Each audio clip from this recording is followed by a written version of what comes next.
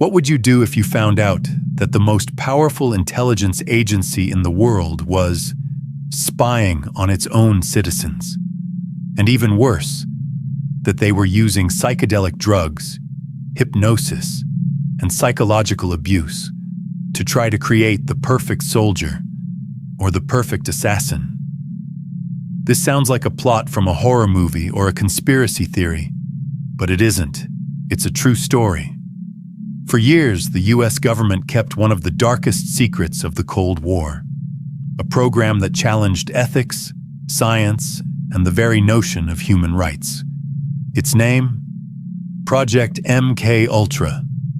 The truth, my friend, is much scarier than you can imagine. To understand why the CIA would do something so extreme, we need to go back to the early 1950s, the height of the Cold War. At that time, the world was divided.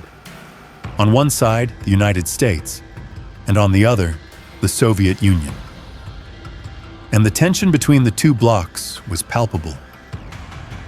American anxiety reached its peak when, during the Korean War, American prisoners of war appeared in videos making anti-American confessions. For the CIA, the only explanation was a terrifying word: brainwashing. They were convinced that the Soviets had developed techniques to control the human mind. The order from the then director of the CIA, Allen Dulles, was clear. They had to outdo the Soviets at any cost. For this mission, one name stood out: Sidney Gottlieb. Known as the chief chemist of the CIA, Gottlieb was the mastermind behind MKUltra, a top-secret program aimed at developing mind control techniques. His mission was clear: find a way to dominate the human mind. The shocking experiments. Under Gottlieb's leadership, MKUltra operated in more than 80 institutions, including universities, hospitals, and prisons in the US, the UK, and Canada. But the most sinister work took place in secret locations, the so-called safe houses, where the CIA took people to conduct clandestine experiments. The program's main chemical arsenal was LSD. CIA agents, military personnel, prisoners, and even ordinary citizens were given high doses of the drug without their knowledge or consent. The goal? To break the mind and then rebuild it. Besides LSD, a variety of other substances were used, such as mescaline, amphetamines, and barbiturates, often combined, and this combination frequently caused deaths. The list was long, and the cruelty was unbelievable.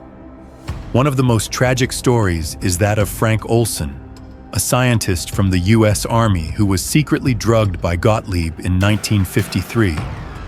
9 days later, Olson fell to his death from a hotel window in New York. The CIA called it a suicide. His family calls it murder. But MKUltra wasn't limited to drugs. It also investigated the use of torture methods and techniques to destroy the subjects' personalities. In a hospital in Canada, for example, psychiatrist Donald Ewan Cameron conducted brutal experiments using electric shocks, sensory deprivation, and treatments that led to the systematic mental destruction of patients. The agency exploited the vulnerability of populations like prisoners and psychiatric patients, often without their consent. The discovery and the cover-up. For more than 20 years, MKUltra operated in the shadows. But in 1975, the Church Committee of the US Senate began an investigation into the CIA's illegal activities, and the secrets began to emerge. The shock came when the investigators asked for the program's files. They discovered that, in 1973, then CIA Director Richard Helms had ordered the destruction of almost all MKUltra documents.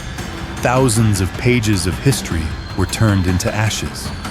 Only a small box of financial records survived, due to an incorrect filing. It is because of this mistake that we know part of the truth today. The dark legacy. MKUltra was officially terminated. But its legacy of mistrust and the unanswered questions it left behind continue to this day. The program served as a basis for the development of torture techniques that would later be used in notorious prisons like Abu Ghraib and Guantanamo. MKUltra's research became the foundation for the so-called Q-Bark manuals, which were official CIA guides for interrogation techniques, including psychological harassment, total isolation, the use of drugs, and other forms of torture. According to historian Alfred W. McCoy, MKUltra's experiments contributed to the evolution of modern torture practices, and the influence didn't stop there. The techniques developed in MKUltra were adapted and reapplied in training at the School of the Americas, a military institution that trained agents in Latin America.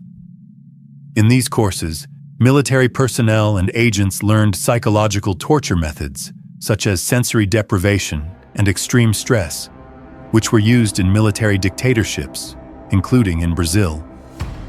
MKUltra provided the basis for the systematic use of torture in the region, with tragic consequences. The story of MKUltra is a dark reminder of how far government agencies can go when ethics are abandoned in the name of national security. It's a story of abuse of power, of voiceless victims, and of a legacy that resonates to this day. And the most terrifying question of all still hangs in the air. Did programs like this truly end? Or did they just get better at hiding? History is full of dark secrets like MKUltra. If you believe these stories need to be told, subscribe to Brothers History and turn on notifications. And now, I want to know your opinion. What is the most shocking part of Project MKUltra for you? Leave your answer in the comments below. The discussion continues there.